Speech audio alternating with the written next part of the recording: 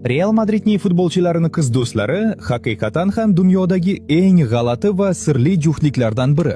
Va sen ishonmasang ham, Fran Garcia haqidagi qissa butun hammasidan ham jinniroq.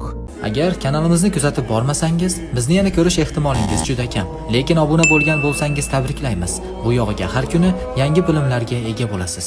Eder Militao'dan boshlaymiz. Uning shaxsiy hayoti go'yo Gollivud ssenaristi yozgan serialdek. Eder bir vaqtlar do'stining qiz do'sti bilan uchrashgan, endi esa o'sha do'sti aynan Militao'ning sobiq xotini bilan birga. Ya'ni ular aslida sevgillarini almashtirib olishgan. Bu go'yo puzzle yig'moqchi bo'lib, bitta bo'lagini yo'qotib qo'yishga o'xshaydi. Ammo bu hali boshlanishi. Chunki keyin sahnaga chiqadi Kylian Mbappe, dunyodagi eng mashhur futbolchilardan biri. Atrofi model va yulduzlar bilan to'lgan. Ammo u hammani hayratda qoldirib, tanlovini kutilmagan yo'nalishda qildi. U dunyodagi eng go'zal transgender modellardan biri bilan uchrashmoqda. Mbappe uni qo'llariga olib, ochiq-oshkora suratga tushdi va barchaga nishon qildi. SMIlar shok holatida qoldi. Ammo u tabassum bilan faqat bitta narsani ko'rsatdi. Men baxtliman. Keyingi qahramon Jude Bellingham, Realning oltin bolasi.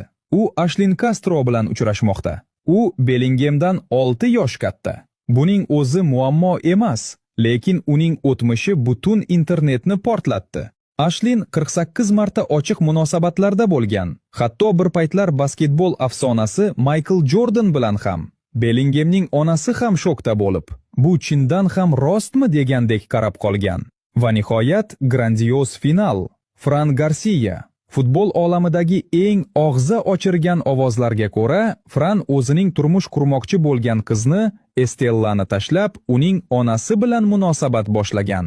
Agar bu rost bo'lsa, u nafaqat Real himoyachisi, balki Real hayot dramasining bosh qahramoni ham bo'lib chiqadi.